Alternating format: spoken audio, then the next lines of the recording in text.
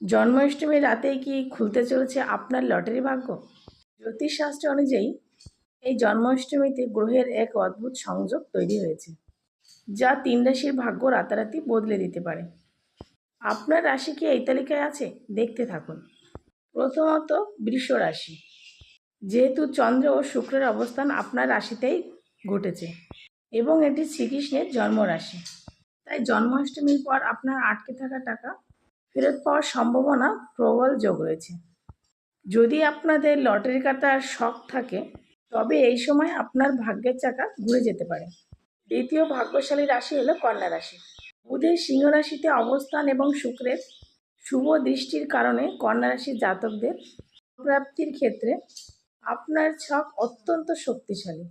এই সময় আপনাদের যে কোনো ফাটকা বিনিয়োগ বা লটারিতে আপনার ভাগ্য সহায়ক হবে। তৃতীয়ত, সিংহ রাশি। বুধ আপনার রাশিতে অবস্থান করায় আপনার মনের ভিতরে থেকে আসা যে কোনো সংখ্যা বা অনুমান দারুণভাবে মিলে যেতে পারে। তাই লটারি বা যে কোনো প্রতিযোগিতামূলক আর্থিক ক্ষেত্রে আপনার জেতার সম্ভাবনা অনেক বেশি। তবে আপনারা একটা কথা মনে রাখবেন, লটারি বা ফাটকা ব্যবসা সম্পূর্ণ নিজের ভাগ্যের উপর নির্ভর করে। গ্রহই কেবল আপনার পজিটিভ দিকগুলি ইঙ্গিত দেয়।